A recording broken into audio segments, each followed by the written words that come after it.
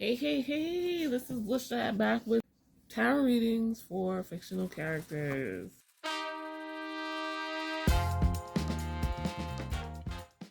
I started this series with the Thoth Tarot and the Wind and Truth book by Sandersen. This is the Chonker. And I'm back with two new characters. The first is Sigil, who I find very fascinating. Not a major character, but he has come into his own, and I am sure Sigil is now in charge of the Windrunners, I think. Please correct me.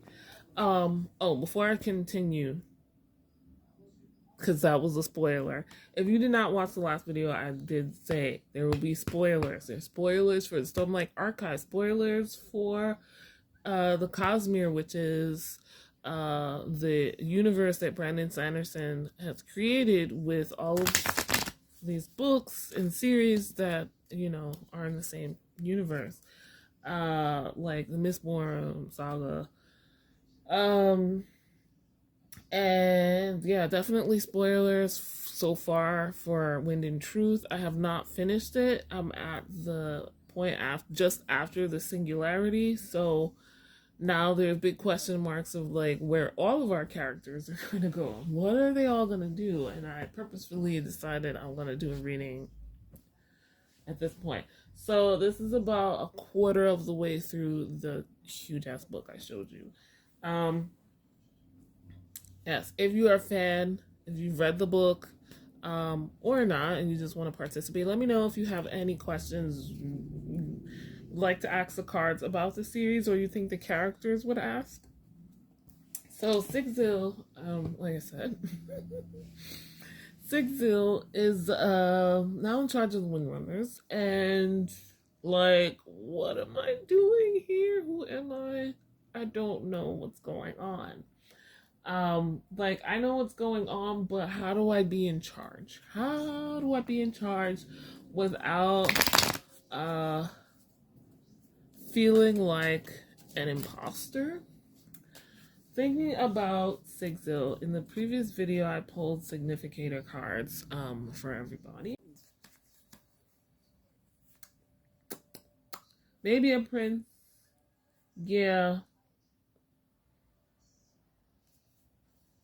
Maybe a prince. Prince of Cups is nice. I'm gonna be real with you. I don't really remember details of Sigil before now. Like, I remember the name Prince of this. I don't know. We're not gonna do a he's still unsure. Oh, maybe a Prince of this. Wait, did I pass that? Maybe he is a Prince of this. He's a little unsure and moving slowly. Princes correlates with the knights in Prince of Wands. Yeah, no. The Rider-Waite-Smith system.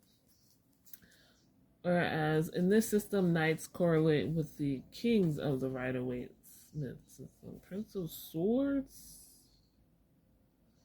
That's a possibility. Because Windrunners, right?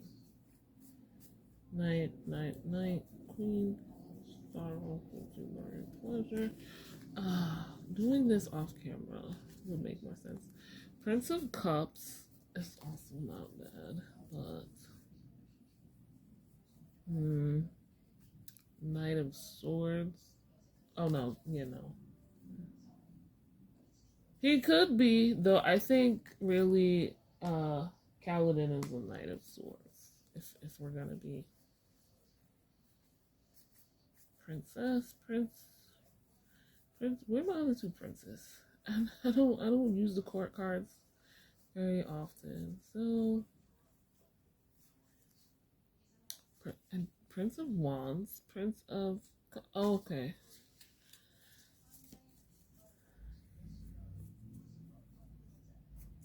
I'll go with the Prince of Swords for Zigzil's significant her. Anyway, what was my question?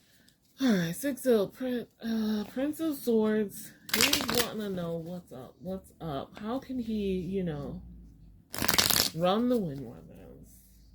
Be in charge, be looked to for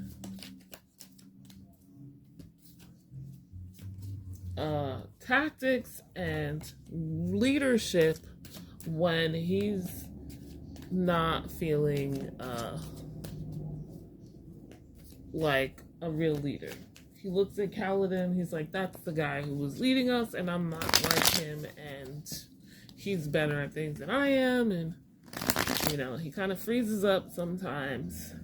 That's why I was thinking about him as currently the Prince of this, but we went with Prince of Swords. He's got all his little guys here, little Windrunners, or spread. I like this for Zigzil. So anyway, let's go. So how can you do it? We've got the Magus pulling together all of his skills, his people, the things he's learned. I have all 3 Magus cards in this deck still shuffled in case you were wondering. If you know nothing about tarot, this deck has 3 different Magus cards or Magician cards. Then Ace of Cups. Interesting. Okay. Definitely using emotion. I wish I remembered something more about Zigzil at this point. Like as a starting point, or intuition even as a starting point, which, you know, I think he's good at. Queen of Wands. Okay. Being very aware, charismatic, and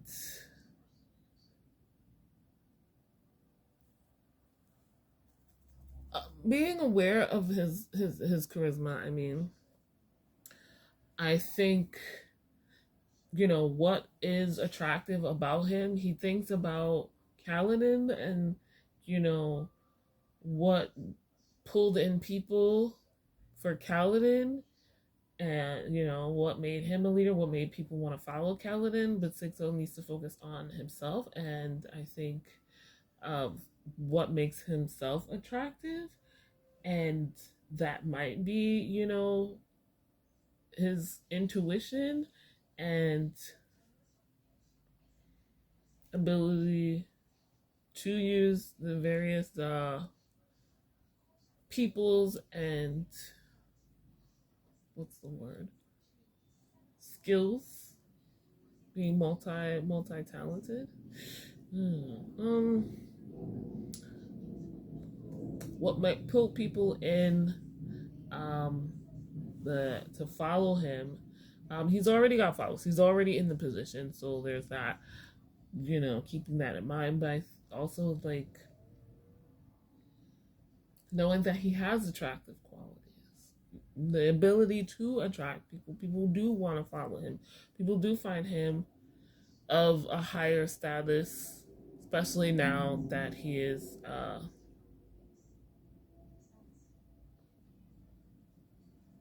I forget the term, investitured, whatever. He's got a spread. Anyway, let's dig a little deeper. Let's pull some more. Right, so for like skills, we've got the Queen of Cups. We're back at it. She is deep in it, and you can't even see her unless you look very deep into the background there. back to the intuition and the emotion, like those skills, the ability to like pull everything together and, you know, make manifest, is definitely feeling like it's coming for Sigil anyway from a very intuitive place. Um, it's not gonna be solid. It might seem ephemeral, and he just needs to adjust to that. The universe, ooh, I don't know. Ooh.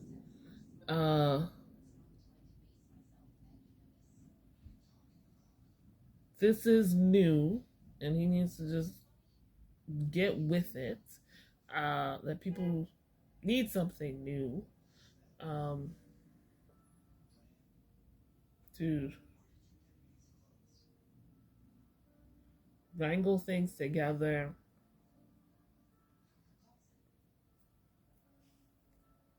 They want to follow somebody who's willing to, you know, dance with the hard stuff.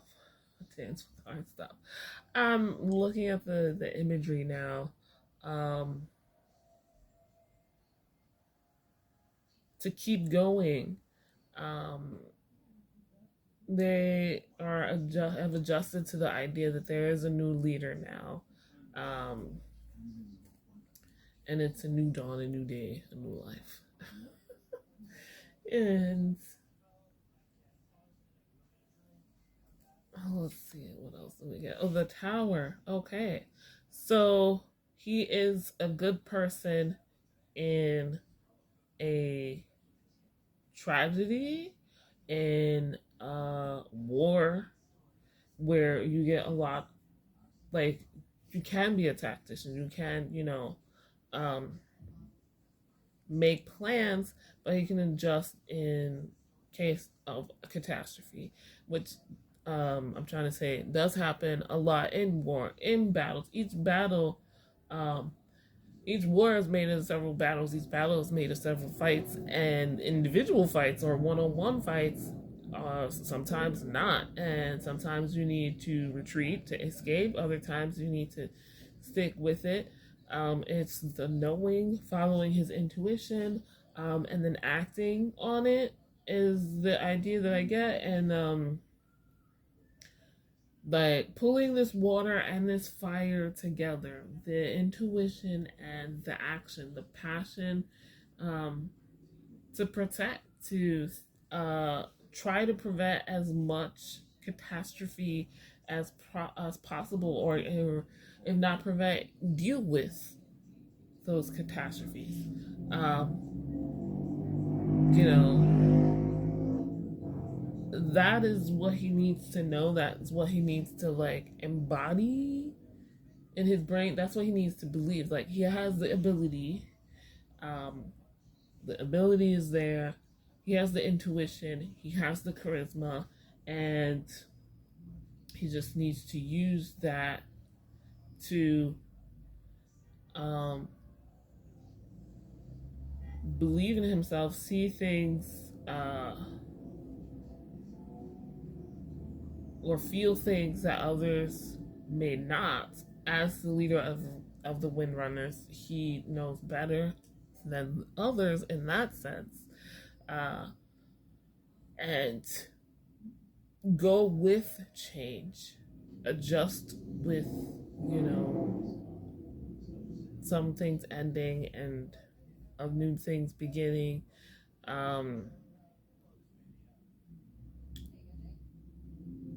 His understanding of dealing with the cosmic forces, as well as regular people and other entities that are on their planet and are influencing these situations on a major scale, but also, you know, trying to mitigate the disasters for as many people as possible, I think.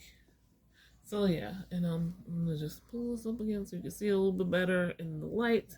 So that's my reading for Sigil. Let's do one last. Okay, my next and last for this book and this series is Zeth. And I'm torn again between Prince of because I feel like he's kind of stuck and stubborn. um, and he needs things to be grounded, and Prince of Cups, because I feel like he's very, very, very emotional, like deep in it, but not sure how to get out. Maybe overwhelmed.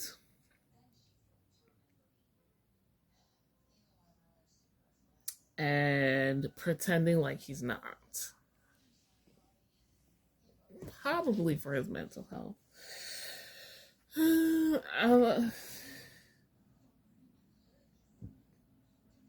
Like he needs that groundedness, so he's like stuck in that. And the part I'm up to in the book, we're in Shinovar, and like it's very much a grounded place. The plants don't move, and he was a dancer, so, and their whole thing was like people who are not fighters, knights, or whatever have you, protectors of the country, can't touch rock or metal. I'm gonna go with the Prince of Cups for Zeph's thing here.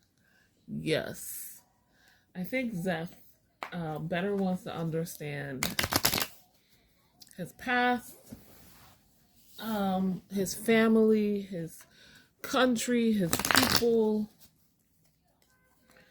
and wants to understand their motivations.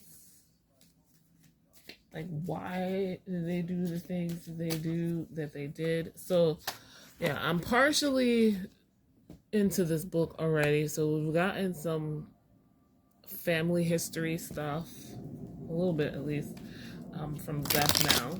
And, you know, he was questioning things as a kid. And I think that's part of the reason also why I have him as a prince. He's definitely kind of gotten stuck in that childlike mindset of things have to stay the same. That's why the Prince of this was an option. But let's see. I guess what were his family and his people's motivations? We start out with the Queen of Cups. Like, they were caring and intuitive and very spiritual people.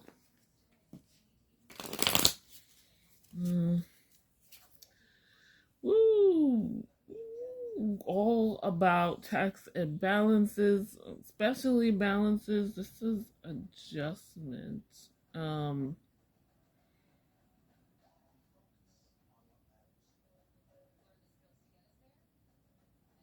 Yeah, but yeah, all about fairness and acting with their feelings. Sorry for the glare. Let me just show you the card real quick. We're sticking in there. And the devil, oh yes, definitely tied to their convictions, their spiritual beliefs, their once, you know, the decision was made, it was made, and damned if you do, damned if you don't, kind of. I'll show you guys the devil card real quick, up close. Change is what, you know, came upon them unasked for.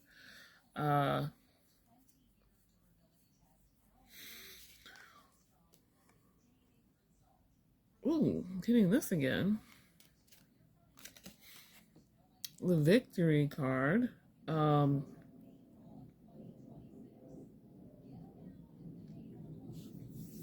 A fiery place, and I'm honestly like the Six of Wands. This is giving the other country. I said Roshar, but I think that's the whole planet. Y'all who are diehard fans who remember the details, let me know. But yeah, like Dalinar and Kaladin's country. The Shinovar is where what's his name is from? Zeth. And acting with passion, fighting, and that kind of thing is more of a thing from their country than Shinovar. The science, as well. Okay, 6 of Swords. It's Mercury in Aquarius. This is Jupiter in Leo. Yeah, okay. That was it. Like, they're very emotional, very all about, oh yes, things have to be fair, things have to be balanced and everything, but in a way that ties certain people or everybody into certain roles, and they can't get out of them.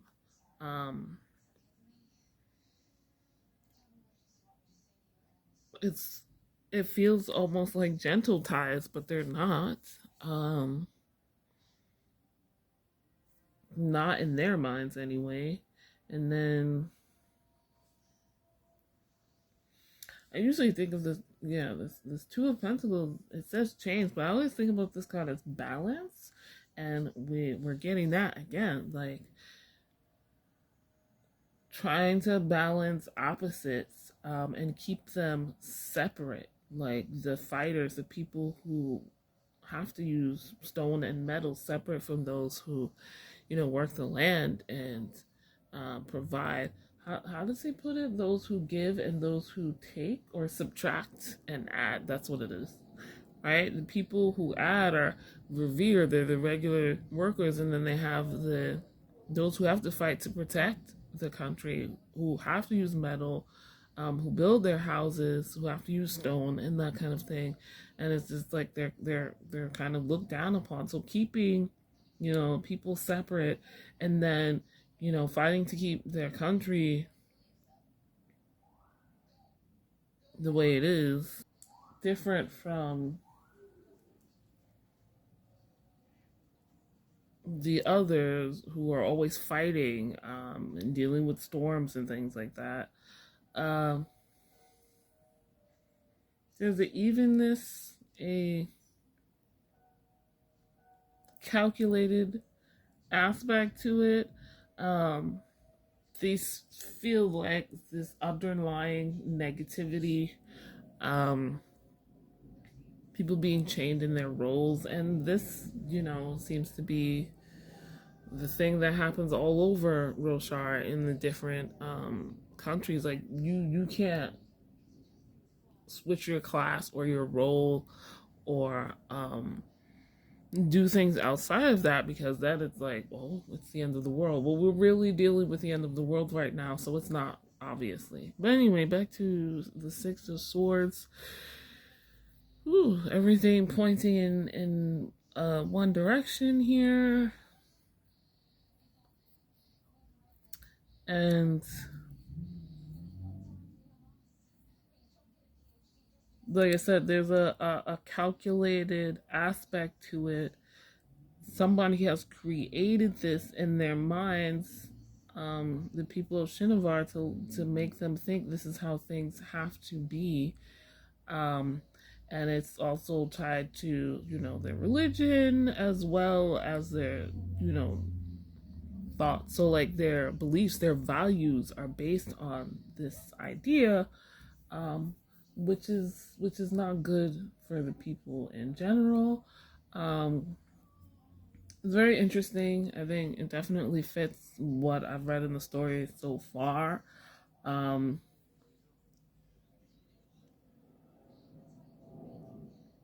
It's hard to reconcile this Queen of Cups with the science. This is a very blue reading as well, very watery reading. So yes, guys, that's my reading for Zeth. let me know if you have any questions for the characters, or what questions you think the characters would have that we can ask the cards in the future. I don't know. I might come back to these after I finish reading the book, or I definitely will. I don't know if it'll be a video about it though. But this was a fun exercise. This is the first time I'm doing this. Well, technically the second, because this is the second video, but you get what I'm going. All right. I'm thinking the next time the next characters will be from the manga and anime Attack on Titan, Shingeki no Kyojin, which I have read in completion and watched in completion several times now. Twice each. So I have some thoughts. I don't know what deck I'll choose, but yeah, if you're interested in that, like this video. If you liked it, subscribe. If you are new and are interested in that video or anything else, hit the notification bell so you know when the next video is coming. Like I said, links in the description to everything I've mentioned. At 10% off discount code to my Etsy shop, where I make all natural bath and body products and offer tarot and oracle card readings. If you'd like one, you can schedule one. And you can follow me on Storygraph,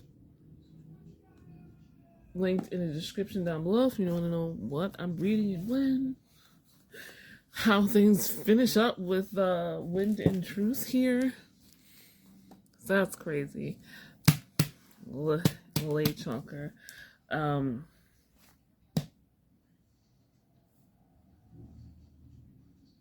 I might do a reading. I'll just put it on Instagram about how I think this will end. How will this end? Actually, you know what? Let's just go ahead and do it right now. Alright, so I asked, like, how will the first arc of the Stormlight Archive end? What is the outcome of the first arc of the Stormlight Archive? And we're going to keep it simple with 3 cards. Yes. Alright, we've got Power, 4 of this. We've got the Lovers. Okay. And lastly, we have the Knight of Cups. Okay. I mean, that's very simple and also, I think, quite obvious even, maybe.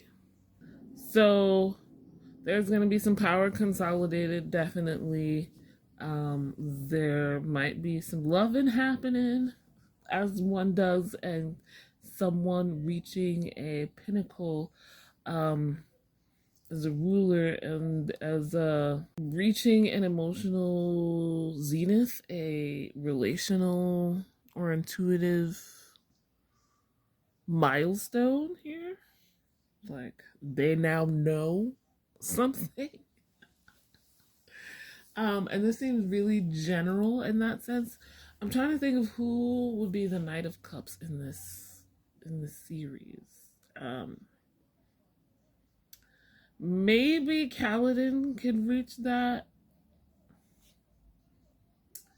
But yeah, other than the obvious with the Lovers, like I said, like a literal marriage or 2 people coming together, it could be a epic unity of maybe all of the peoples of Roshar, maybe on purpose, like we're not going to be separate entities now. Or it could be the political partnership. So, again, spoilers. They kind of already have that, but it's like temporary. But maybe it's like all ruled under one. Like that's what this is saying. Is that a good thing? We don't know. Maybe Taravangian is that one. Well, I don't know about you. I don't want that.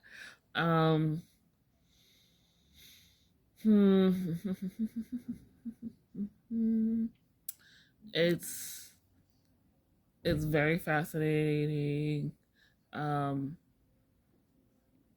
Or maybe at the end of this, it has bigger implications, and it's not just the world of Roshar we're talking about, but the Cosmere. Ooh, so like we have the shards. Maybe somebody becomes that Knight of Cups by learning how to intuitively get all of the shards together and form one sword. I don't know what their shards are, a circle, whatever.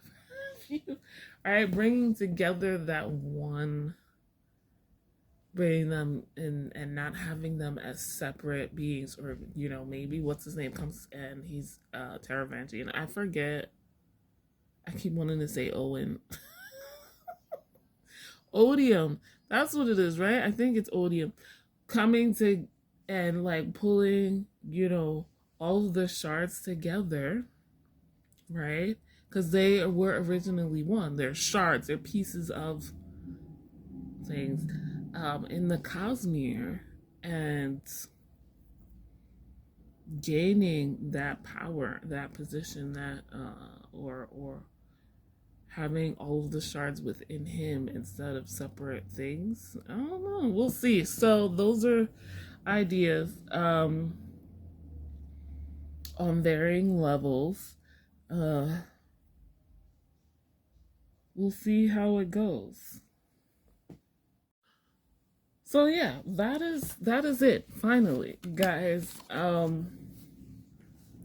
Yeah, if there's another book that I'm reading or have read, you can check out my story graph to see what I'm reading or whatever, or another TV show or something like that. I don't really talk about TV and movies on here because I watch a whole lot less of them than I do read. But if you want me to pick one, let's go. Let's do it. As always, guys, thank you so much for watching. Let's make that a little bit further away. I will see you guys in the next video. Bye.